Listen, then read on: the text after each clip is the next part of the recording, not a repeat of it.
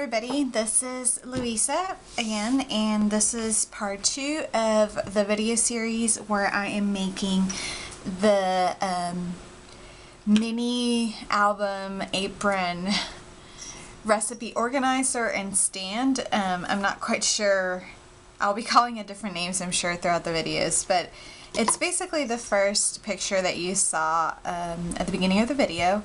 And it's a very fun project because it's very useful. It's a recipe organizer, like I said, so it will help you keep track of your recipes by categories, and it's just a really fun project. So there's 2 types of different pages for the apron. There's and this is from shape number 42988, and this shape will comes out with a few little strings, and what I do is that I just cut them off. You also will need the 6 tabs, and these I bought from the Silhouette store, but there's tons of tabs out there that you can get for free, and also the Silhouette store. That's really more of your whatever your preference is. This is one of the basic shapes that you can get, and you can get this, I want to say I got it for free at I want to say it was Bird's blog, and she has a lot of free SVG cut files that you can choose from, and these are some labels. Basically I just took some labels and I grabbed the frame and I cut off using the same knife tool, and we also have these tabs because I'm going to be using the green, the solid for the solids, and for the actual apron I'm going to be using this green. I chose this yellow from the collection that I showed you, or the basil, because I'm doing different aprons. I'm just going to switch off the different colors. But what I'm going to be doing is to kind of remain consistent is have these, every single page will have these yellow recipe tabs. And then to bring in the teal, I'm going to be using this blue ribbon. So that's how you kind of have all 3 colors put together. So those are my solids. For these smaller shapes, I cut out, these are for my front, and I haven't rounded them up. These ones I just cut by hand. I didn't have my Silhouette cut them, and I cut them at 2 1/4 by 3 3/4, so you're going to need to add 1/4 for the bigger mat. This one I did have my Silhouette cut it just because it's a more special shape and I wanted these flaps, but I will also be creating flaps for these, and I will be showing you how to do that. This is my piece of acetate, which I used the same shape. I just took the inside of this shape and took it out, and using that same knife tool I cut it to about the same. So here it doesn't have, the frame is missing its part, and that's okay because we're going to be using some solid cardstock to create some punches to create some pretty ribbons and finish that off.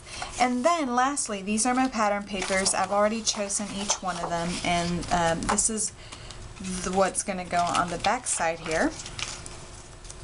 And like I said, all of these measurements you can find on the first part 1 of the video series. These 2, as you can see, are the perfect shaped apron. From there on out, all of the shapes cut off that 1/2 inch that I told you that I took in. And I just chose 6 different pattern papers, and so I'm gonna, for my pages, I'm gonna go ahead and start putting them together and put the video on fast forward.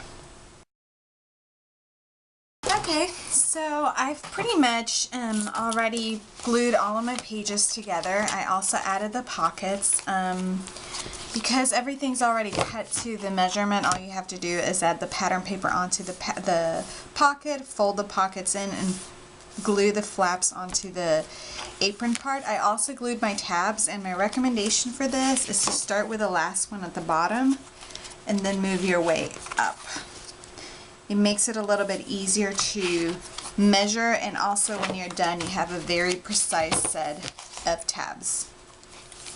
So I'm going to place that aside. I have left these, I have not glued them together just because I wanted to show you how I originally did it. You can also do it with your Silhouette Cameo, whereas with this you add just 2 rectangles on the side of the shape to create the flaps, and then have a line drawn through to perforate them so you can fold them and glue them in. However, because these are just regular rectangles, and I was kind of hoping to get done with gluing or cutting things with my Silhouette Cameo, which also, if you're using Basil cardstock, this kind of cardstock, you actually have to use a double cut, and the blade, I had to use a blade of 6 double cut for it to really cut through well, which is a lot on the Cameo. So I was just trying to give my Cameo a break in, so I just went ahead and used my cutter to cut these. And like I said, the measurements are in the first video, but just in case, the green is cut at 2.5 by 4, and then I use a corner rounder and rounded the bottom corners, and then I just took the pattern paper, just taken in a 1/2 inch, or I'm sorry, 1/4 inch. So I'm going to go ahead and glue these on.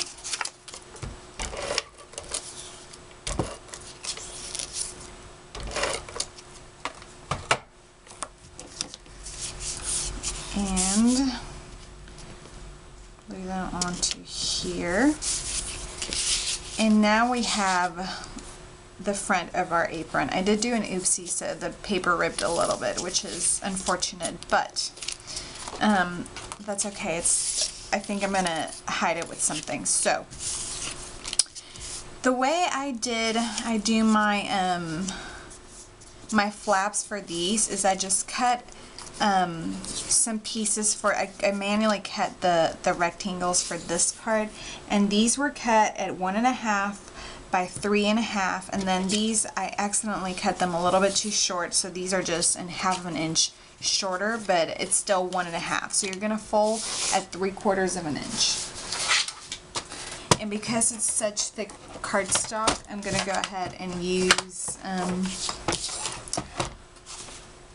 my Martha Stewart scoring board. So like I said, you're gonna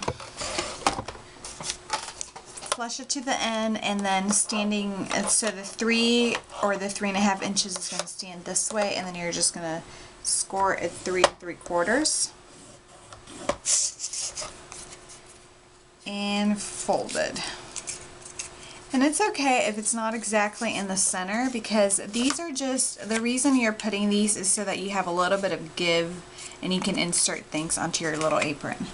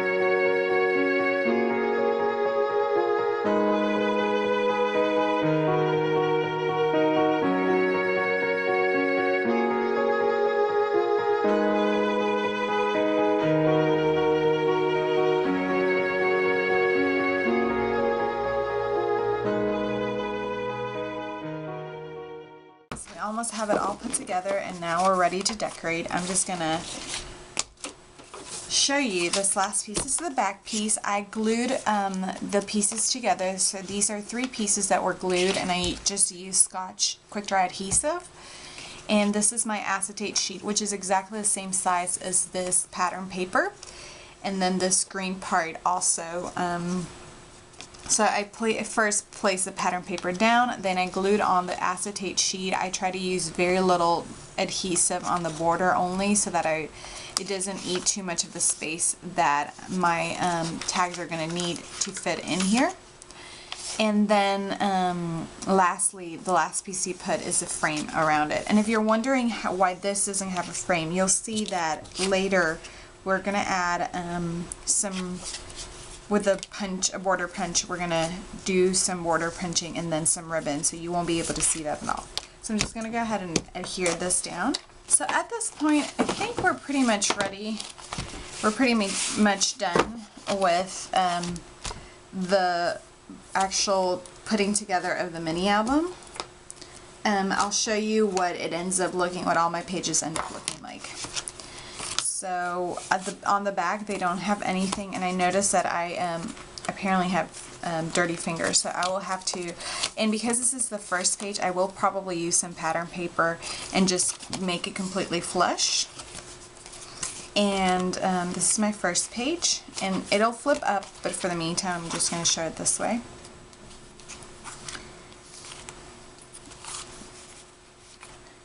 And then all of my pockets, like I said, there are the flaps, and then here's the 3 tags that go in there.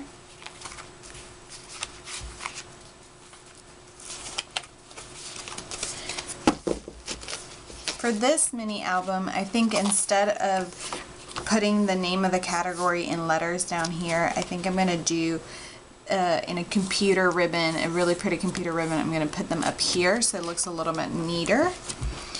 And also, I'll probably try to use one same set of images so that it's a little bit more consistent on what images I'm going to put here. The other thing that we're missing is the printout that goes on the tags on the front and on the back where you write your recipe. And also embellishing, putting the ribbon and putting the cinch through. So I'm going to go ahead and I think that's going to be our next step on putting the mini album together.